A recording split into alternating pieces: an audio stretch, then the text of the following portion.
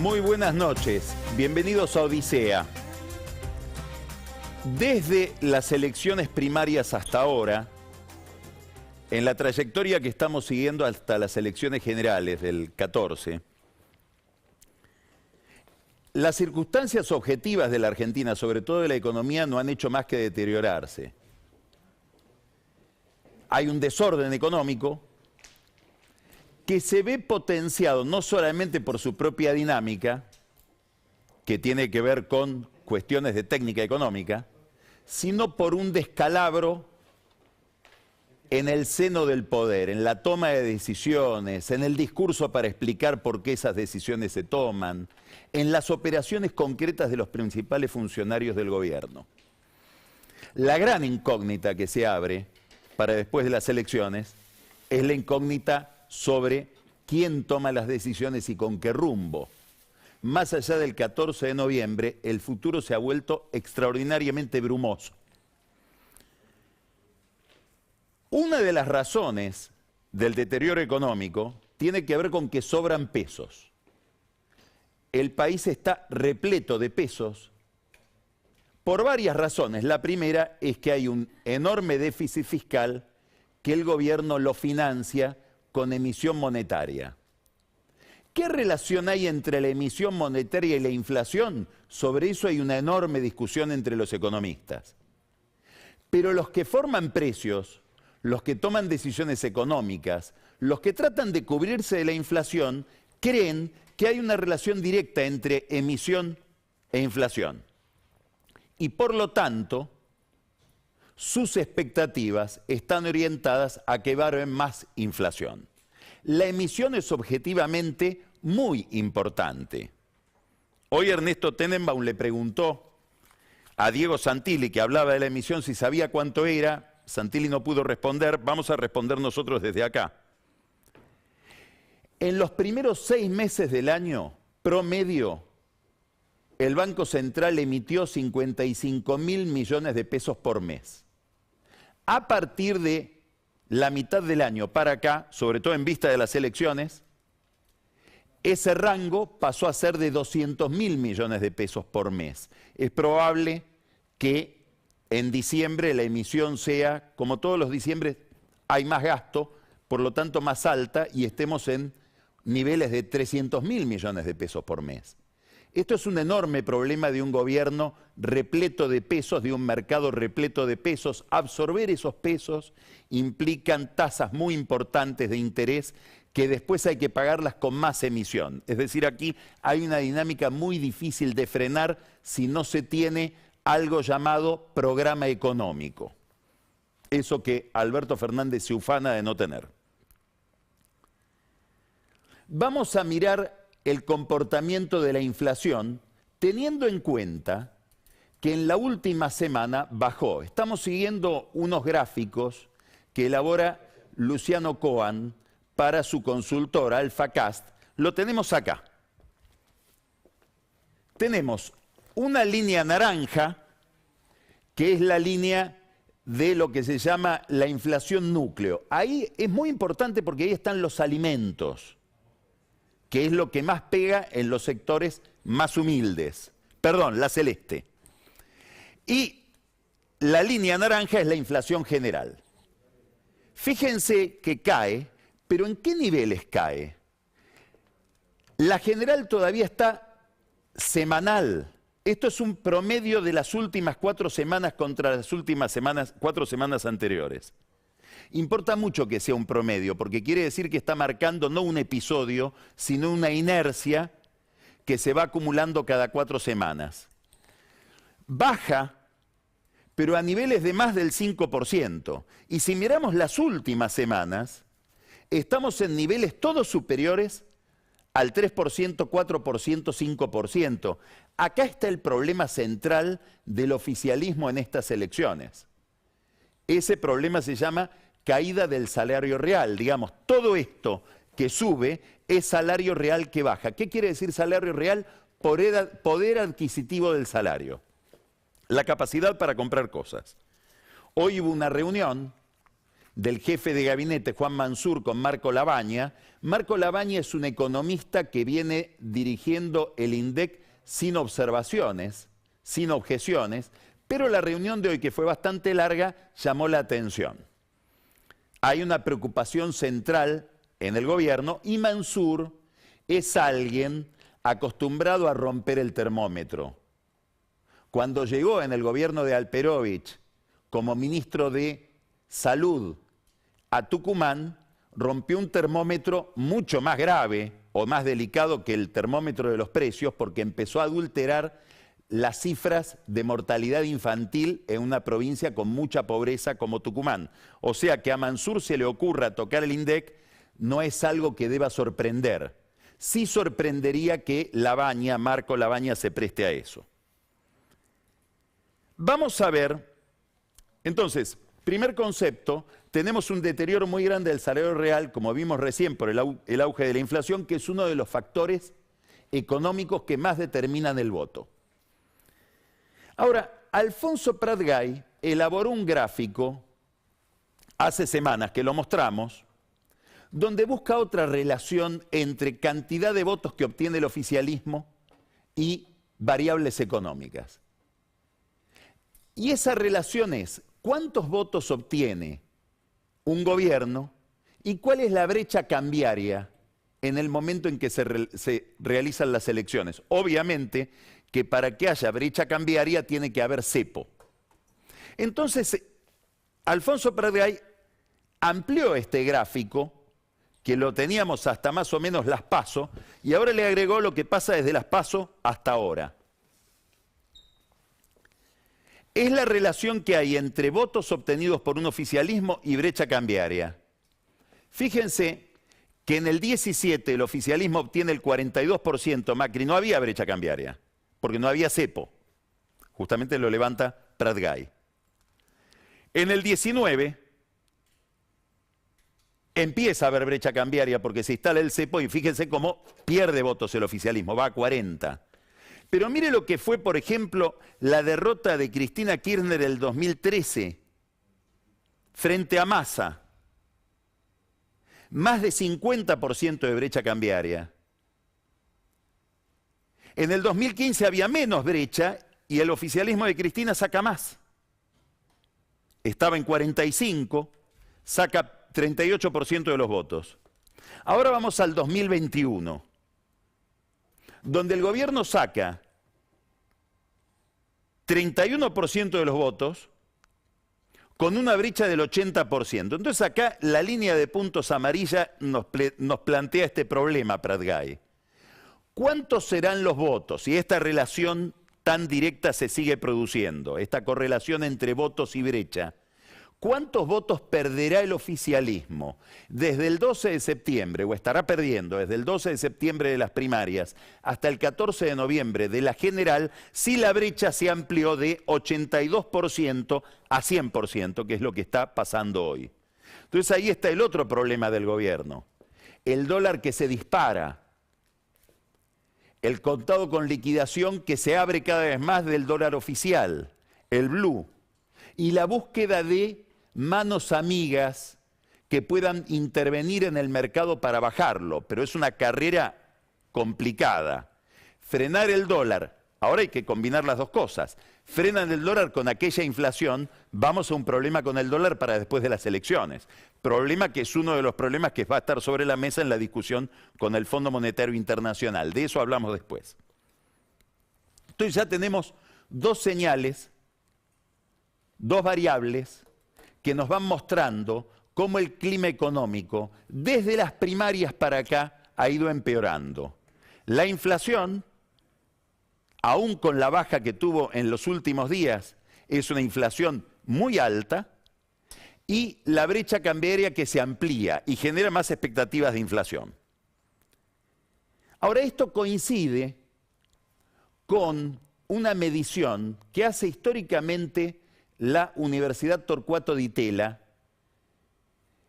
En este caso, el gráfico lo hizo Fernando Marul, porque tomó cifras históricas de este índice de confianza en el gobierno,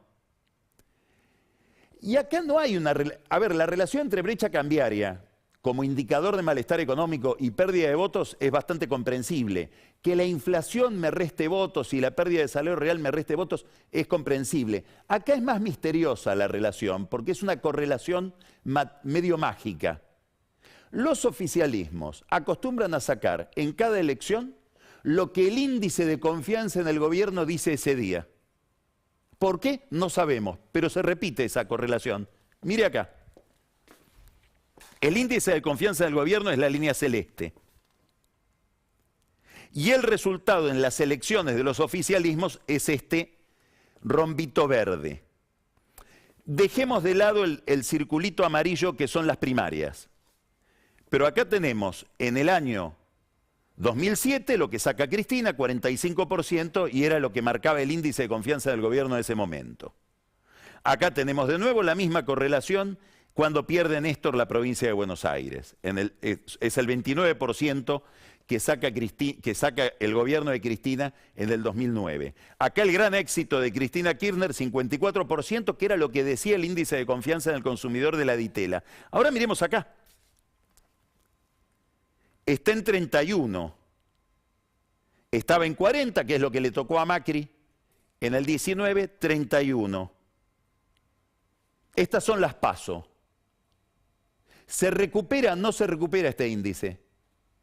Por lo tanto, tenemos otro indicador, insisto, en este caso no tan racional, pero es una correlación que se viene cumpliendo, parece que hay que creerle, entre lo que opina la gente y lo que va a sacar el gobierno en las elecciones del 14 de noviembre.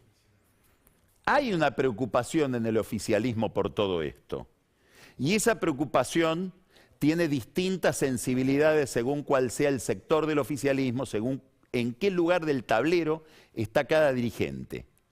Cristina Kirchner, que está instalada al frente del Senado, de todo esto lo que más le preocupan son los senadores.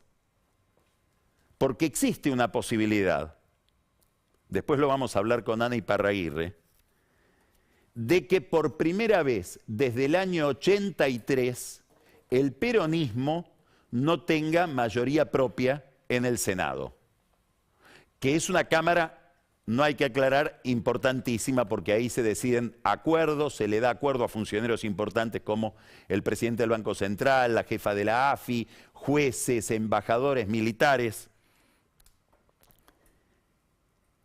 Bueno, Tierra del Fuego es una provincia complicada para el gobierno. En Juntos por el Cambio creen que la pueden ganar. Santa Cruz también Juntos por el Cambio la da por ganada porque se ha mantenido muy alto Claudio Vidal, el sindicalista que se desprendió del peronismo, no fue a una primaria, es nada menos que el sindicalista del petróleo en Santa Cruz, que es un gremio poderosísimo, es el gremio de donde nace Néstor Kirchner a la vida política, con su cuñado Bombón Mercado.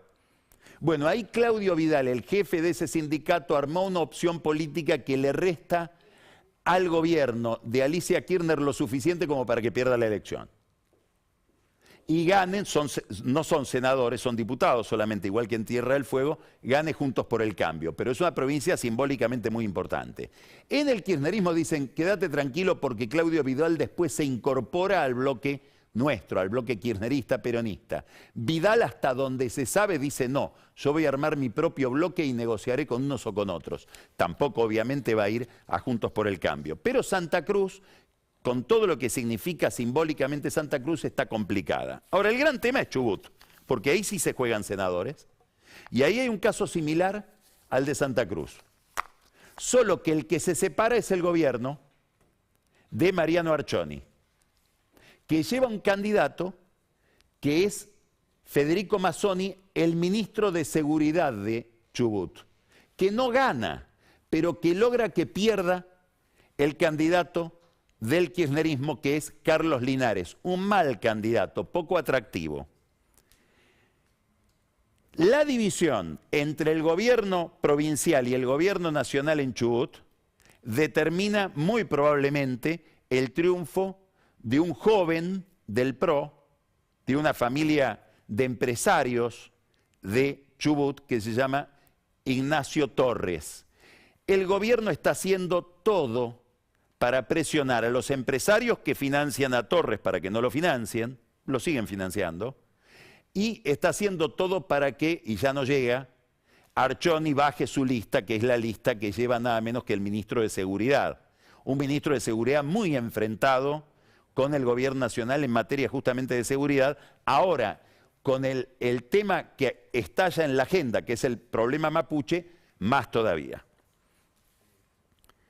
Han hablado con Massa por la relación entre Massa y Archoni para ver si puede lograr que el gobernador baje la candidatura de su ministro de Seguridad, tampoco lo consiguieron, y ahí está el problema de Cristina para garantizarse los 2 senadores de Chubut. Si Santa Cruz es una provincia simbólicamente importante porque es la provincia de los Kirchner, Chubut es también muy importante porque es la provincia nada menos que de Cristóbal López. La Pampa, otra provincia donde se eligen senadores y donde las encuestas están dando hoy un empate. En las primarias ganó la oposición, ahora hay un empate entre Juntos por el Cambio y el peronismo. Ahí también, yo diría que si hoy Cristina tiene 2 obsesiones en el mapa electoral son Chubut y La Pampa. La gran batalla, obviamente, para ella también, ya no mirando el Senado, sino mirando la base de poder a partir de la cual ella constituye su liderazgo dentro del peronismo, que es el voto, sobre todo de los sectores más vulnerables del conurbano bonaerense. La gran batalla es la provincia de Buenos Aires. Ahí las encuestas, ¿qué están diciendo? Están diciendo que se confirma más o menos el resultado anterior. Es decir, que hay un triunfo de Juntos, que es como se llama Juntos por el Cambio ahí. ¿Esto qué quiere decir? Que Santilli como candidato, con Manes en la lista, logra absorber los votos de Manes. Ahí hay un fenómeno importante en Manes. ¿Por qué? Porque es hoy Manes el radicalismo en la provincia de Buenos Aires. Y alguien que no se subordina totalmente al discurso oficial de Juntos. De hecho, dijo algo que fue muy criticado dentro del PRO la semana pasada, cuando dijo: Macri se tiene que presentar a declarar en Dolores, cualquiera sea la escena, después la tendrá que discutir en la justicia si hay injusticia, si hay arbitrariedad por parte del juez Baba, pero tiene que ir a declarar. En una causa complicada, por lo que toca. Es una causa de espionaje nada menos que sobre los familiares de las víctimas del hundimiento del Ara San Juan, de cuya partida se cumplen 4 años hoy. Bueno, estamos hablando de una causa muy sensible desde el punto de vista de la tragedia que fue ese hundimiento. Estamos hablando de una causa que toca un tema internacional. El hundimiento del Ara San Juan fue un tema de la tapa de los diarios en el mundo. Estamos hablando de los desmanejos de la AFI. Muy probablemente Macri esté muy arrepentido de haberle entregado la AFI a Gustavo Arribas y a Silvia Magdaleni, que ahora amenaza con, comillas, comillas, comillas, quebrarse y entregar al resto.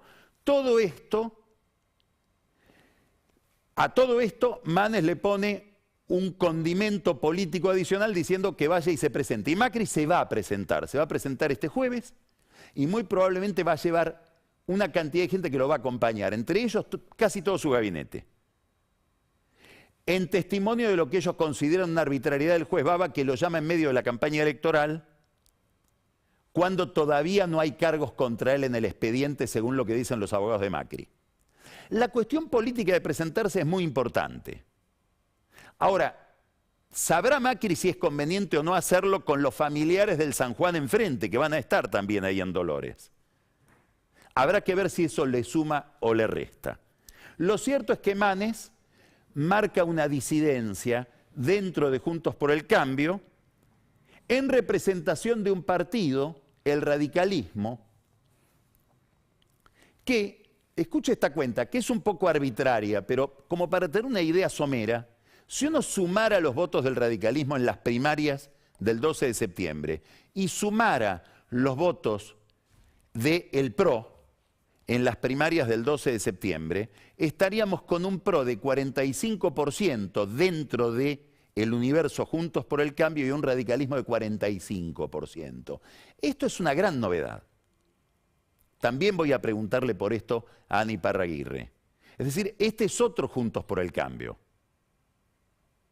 Ya no es un Juntos por el Cambio donde hay una hegemonía indiscutida por parte del PRO. Hay otro partido que con 45% de los votos dentro de la interna tiene la legítima fantasía de tener un candidato a presidente para 2023, que enfrente al del PRO, que hoy el más sólido, lejos es Larreta.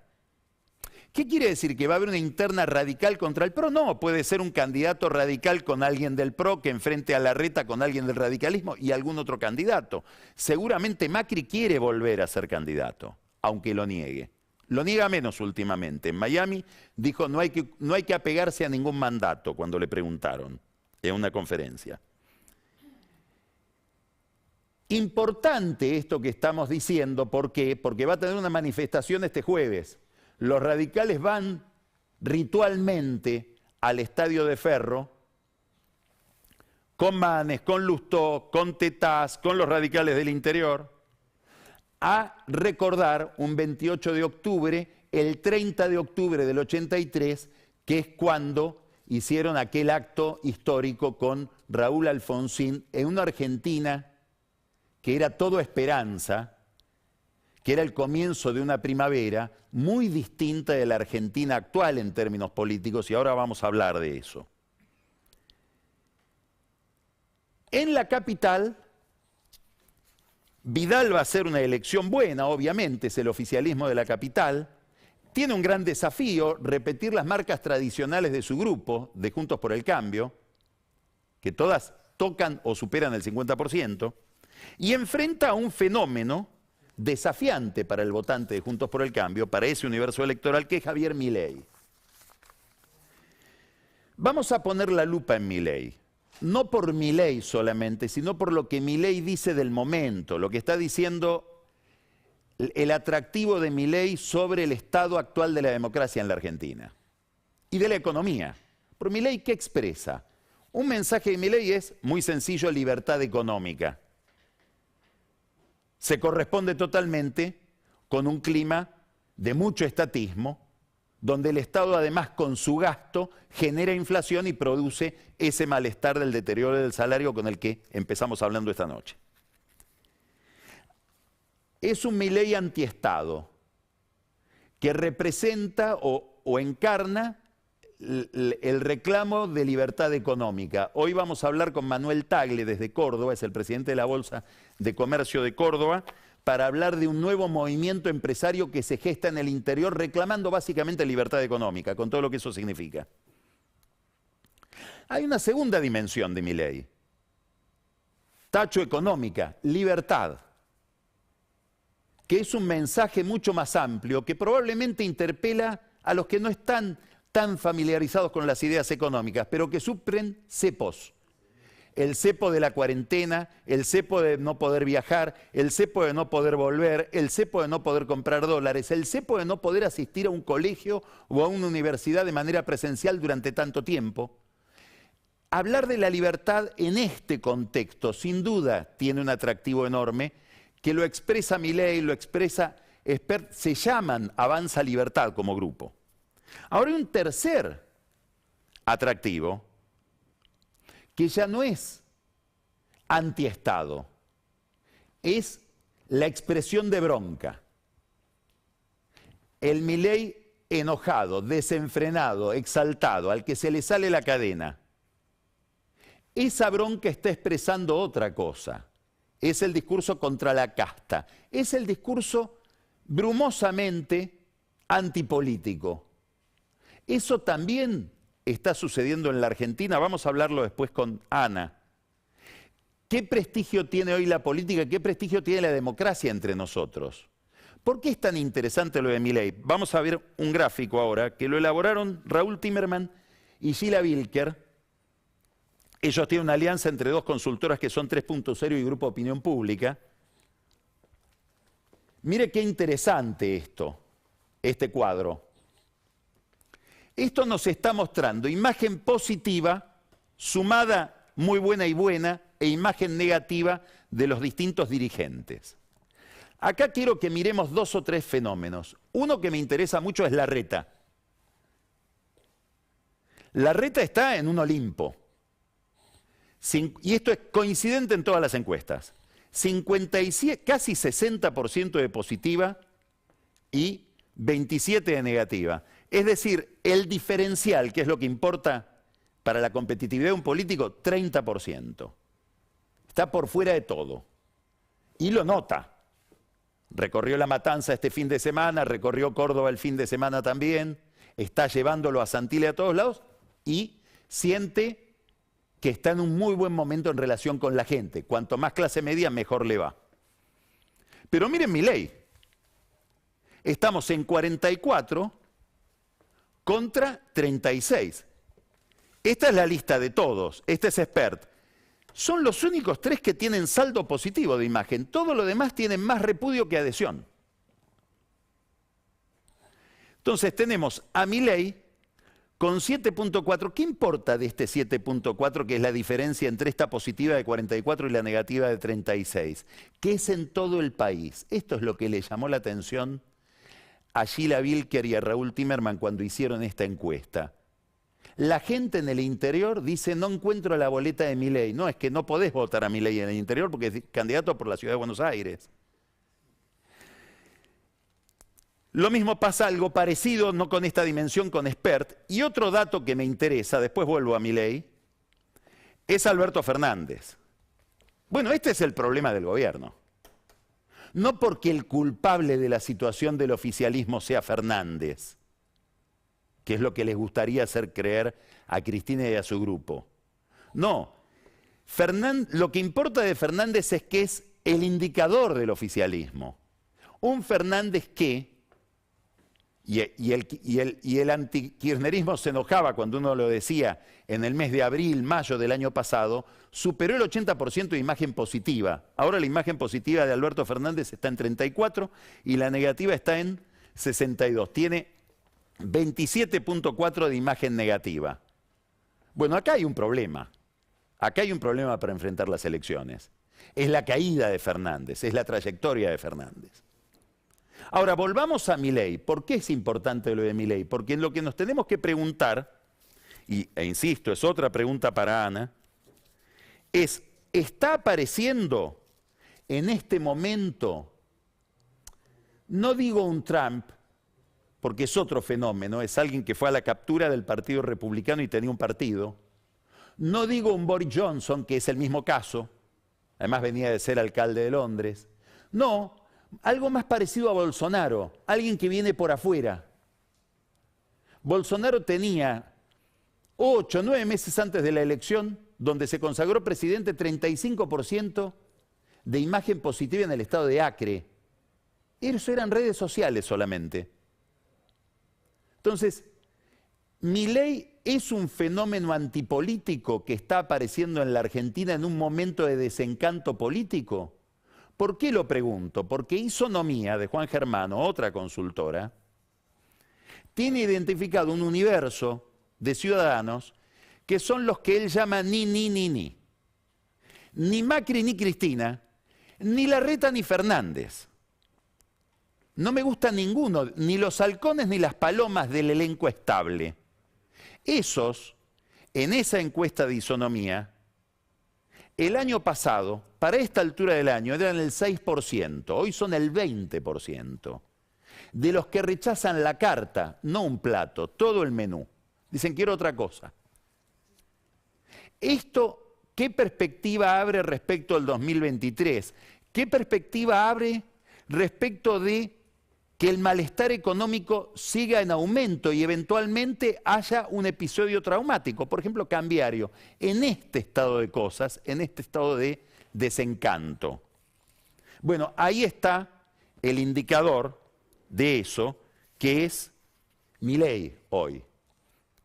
Y Milei, hablando en contra del Estado, hablando del asfixiante gasto público, de la presión tributaria, etcétera, expresa también este otro cuadro que es de Poliarquía, de Alejandro Katterberg. Miren lo que es este cuadro. Este es interesantísimo. Voto al oficialismo, voto a la oposición. No es el oficialismo, el Frente de Todos y la oposición en general, por actividad. Las amas de casa ganan 61 al 23% del oficialismo. El empleo estatal, que no deben tener simpatía por Milei y el discurso liberal, debe tener miedo por Milei y el discurso liberal, 51 a 33. Ahora, mire los jubilados, cómo se reduce el encanto del gobierno entre los jubilados y cómo crece la oposición entre los jubilados. ¿Esto qué es? La inflación.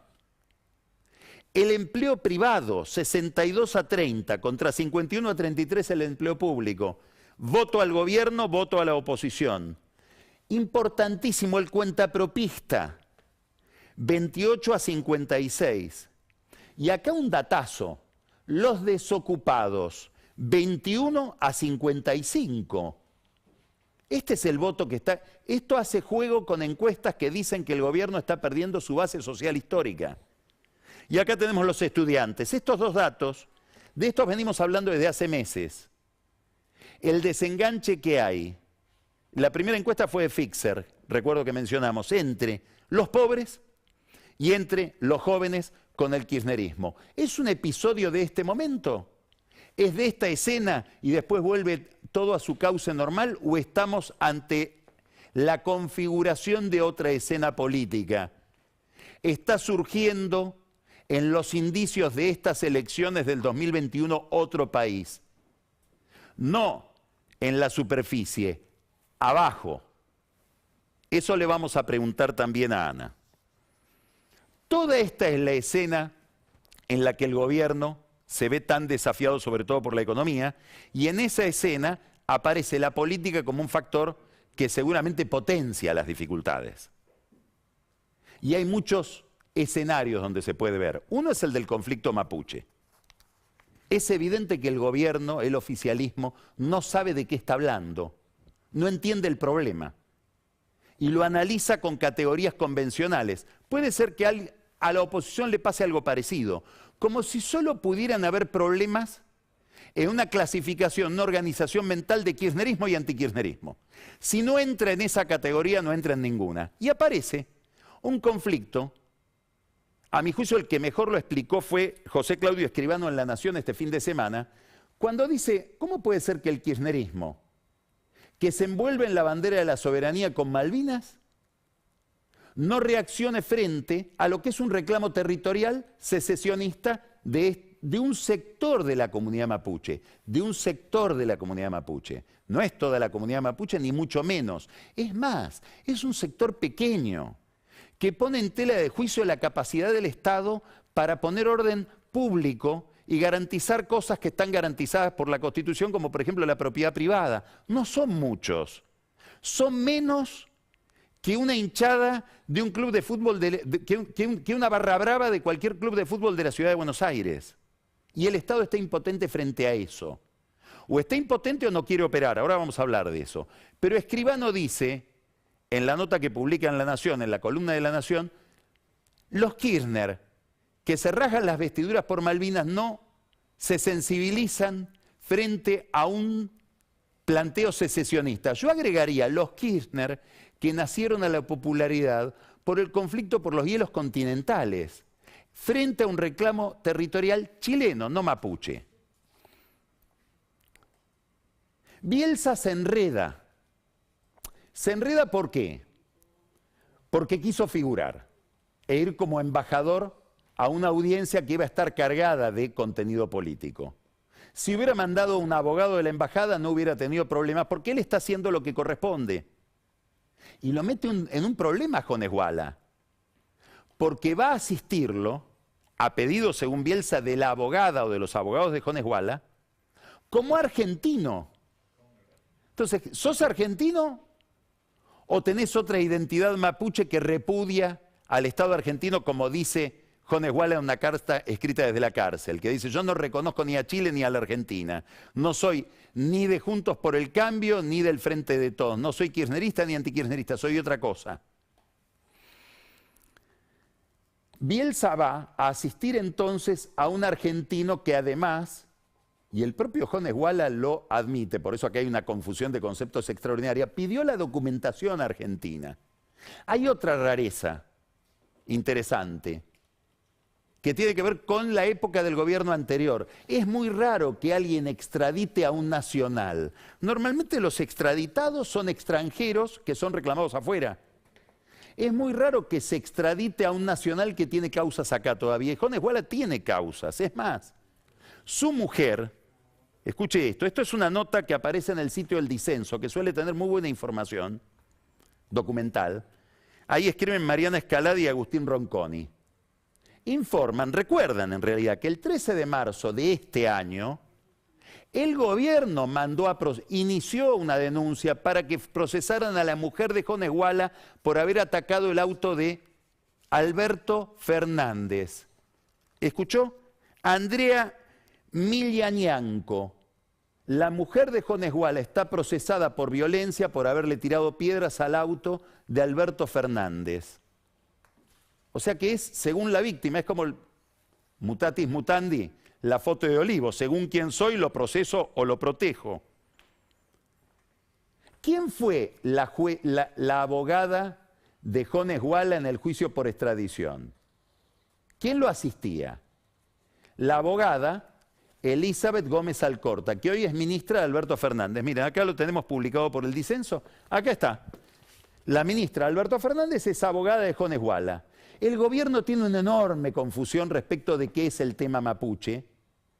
Lo interpretan como un tema exclusivamente de derechos humanos y no pueden plantearse frente a un problema de una secesión que requiere de la reivindicación de la soberanía del Estado argentino, como lo manda la Constitución. Sobre todo frente a un movimiento violento, que cuando quiere asistirlo el gobierno argentino en Chile, con la presencia de Bielsa en la audiencia, le contesta quemando el club andino del Bolsón, lo cual tiene toda la lógica, porque lo que están contestando esos mapuches violentos, que no son todos los mapuches, que son un grupo muy pequeño, es: no queremos que nos defiendan como argentinos porque no queremos ser argentinos, y lo vamos a dejar claro de manera violenta, en una zona crucial para la Argentina, porque ahí está Vaca Muerta. No vaya a ser que haya otros intereses detrás. Ahora, hay una enorme confusión de concepto que, por supuesto, desbarata la política. Lo que ha hecho el gobierno en este tema para perder las elecciones en toda la Patagonia es increíble. Alberto Fernández primero se niega a mandar las fuerzas de seguridad, después vamos a hablar con detalle con Pancho Olivera de todo esto, después las manda, dice que no es un tema federal. Ahora vamos al pasado, vamos al 85, mire esta foto. Libro de Alberto Fernández en colaboración con Alberto Piotti. Alberto Piotti y Alberto Fernández, 1985, Defensa de la democracia se llama. Nuevo enfoque sobre la represión de los delitos que atentan contra el orden constitucional. Si uno leyera este libro, si el profesor Fernández leyera su libro con Piotti, diría que lo que dijo respecto de que no es un tema federal es un disparate. Entonces hay que mandarlo al presidente a leer los libros del presidente, el que escribió con el Tano Piotti en el año 85, cuando era adjunto de esa cátedra y colaboraba con Piotti en el Juzgado Federal de San Isidro. Este desorden político que se ve en el tema mapuche se proyecta todavía más en la escena de la administración económica. Funcionarios que viajan a Estados Unidos a mantener distintas reuniones. Viajó Mansur, viajó Vélez, importante la reunión de Vélez, tuvo dos reuniones, una con la encargada de Asuntos Políticos del Departamento de Estado, otra con Jake Sullivan, que es el encargado del Consejo de Seguridad Nacional. Importantes, ¿por qué? Porque están preparando la reunión que va a tener Biden, o que aspira a tener Alberto Fernández con Biden la semana que viene. Esta semana, fin de semana en el G20. ¿Qué importa de lo de Vélez? Lo que publicó en un comunicado la Casa Blanca, donde dice: queremos que se llegue a una negociación con el fondo con la deuda sustentable, pero después dicen, habla de telecomunicaciones transparentes, China, no China. Hablan de derechos humanos, estamos hablando de América Latina hoy, no de los derechos humanos de los 70, Nicaragua, donde el gobierno se abstiene. Habla de la agenda climática, que es el único lugar prácticamente de cruce que puede encontrar Biden con Alberto Fernández como para sacarse una foto con él. Hay que convertirlo a Alberto Fernández en una Dalí verde para que pueda conseguir su foto con Biden. Al lado de esto, Martín Guzmán, que también viajó a Estados Unidos, que intenta un acuerdo con el fondo, dice, pero que este fin de semana hizo una reunión, mantuvo una reunión, dio conferencias con el exministro griego Varoufakis, que fue despedido por su primer ministro, Tsipras, por no haber querido hacer un acuerdo con el fondo, y con el candidato de Rafael Correa en Ecuador, que también es antifondo monetario internacional. Entonces, ¿qué señales está emitiendo Guzmán? ¿Quiere o no quiere un acuerdo con el fondo? Porque se junta con los que no lo quieren o con los que aportan argumentos en contra de un acuerdo con el fondo. Bueno, no hay que preguntarse mucho por la consistencia de Guzmán porque está dando muchas señales de inconsistencia. Toleró que le diera órdenes a él un subordinado como Federico Basualdo en materia de tarifas, y ahora tolera la instalación de Feletti, que con el control de precios toma decisiones económicas que van totalmente en contra del discurso de Guzmán. El comunicado de Vélez con la Casa Blanca, no sabemos cuál fue el comunicado de Mansur con la Casa Blanca porque dijo que se iba a reunir con funcionarios de Estados Unidos, no hay ninguna foto, ningún mensaje, no hay noticias. Ese comunicado habla de deuda sustentable. Aquí hay un problema importante para Guzmán. ¿Por qué? Porque el fondo debe determinar la sustentabilidad de la deuda argentina como parte de un acuerdo.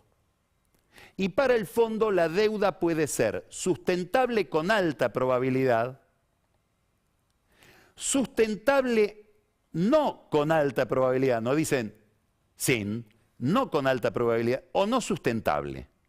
La teoría de Guzmán es que las deudas sustentables no con alta probabilidad, y eso él le reprochaba a Macri, no hay que pagarlas, hay que rediscutirlas, hay que reestructurarlas. No se pueden pagar intereses altos de deudas que no son nítidamente sustentables con alta probabilidad. Bueno, acá el problema que va a tener Guzmán es que muy difícilmente el fondo le dé la cinta azul que él espera a su negociación de la deuda, que ha sido, como vemos en el precio de los bonos, un fracaso. Entonces acá es donde empieza a haber una pregunta entre los que observan la escena. ¿Querrá Guzmán un acuerdo con el fondo donde lo descalifiquen en lo que más quiere, que es la negociación de la deuda? ¿O habrá empezado a crear argumentos para no ir a un acuerdo con el fondo? Y ahí hay que preguntarse por las exigencias que tiene un acuerdo con el fondo. Hoy hay un estudio de la consultora Equilibra que plantea, por ejemplo, que tendría que haber aumentos de tarifas reales del 18%, por encima de la inflación. Un ajuste fiscal que lleve el déficit a 2.5, es decir, una reducción de 1.5 del déficit primario. Esto es lo que plantea Guzmán en el presupuesto. Tarifas 3,5 por encima de una inflación baja. Esta es la que pediría el fondo, según Equilibra, la consultora de Martín Rapetti y Diego Bocio.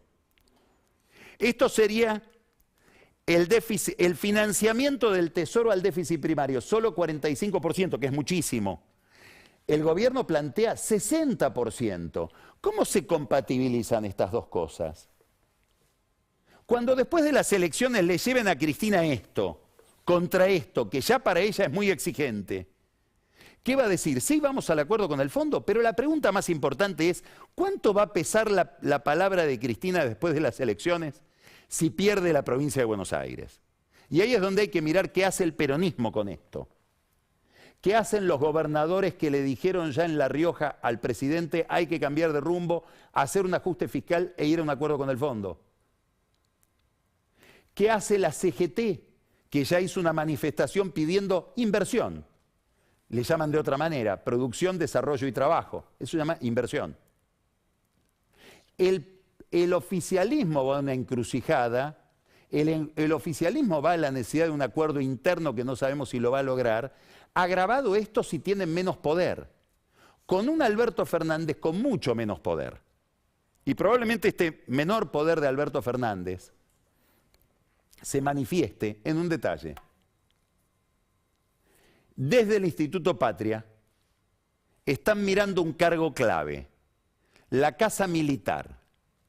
El jefe de la Casa Militar es una figura crucial que controla la seguridad del presidente, las comunicaciones del presidente, las reuniones del presidente, hasta tiene un pequeño aparato de inteligencia en combinación con la AFI y toda la flota de aviones del presidente. Al frente de la Casa Militar está formalmente el coronel Alejandro Guglielmi, que cae en desgracia por las fiestas en Olivos, por no haber controlado. Ahora tienen que ir a declarar, nadie quiere declarar. Por haber declarado en la justicia por temas de movimientos de aviones de vudú, 2 militares perdieron la carrera. Parrilli, que conoce ese ambiente como nadie porque fue secretario general de la presidencia, lo quiere reemplazar a Guglielmi por el actual jefe de seguridad de la Casa de la Moneda, Agustín Rodríguez. Quiere decir que desde la oficina de Cristina Kirchner, desde el Instituto Patria, con Parrilli como ejecutor, le están por tomar la intimidad al presidente, que no tiene su propio candidato hasta ahora. El candidato lo pondría Parrilli, que está mirando también la cúpula de las Fuerzas Armadas. Parrilli es un hombre cada vez más gravitante en el área de defensa. Este es un Alberto Fernández debilitado, que probablemente quede más debilitado, con una Cristina que si pierde las elecciones va a quedar también en discusión con el PJ. No se sabe cuál de los 3 socios tiene la capacidad de formular una hoja de ruta. Y mientras tanto, tenemos a un presidente tapado de pesos, vacío de poder. Vamos a empezar Odisea.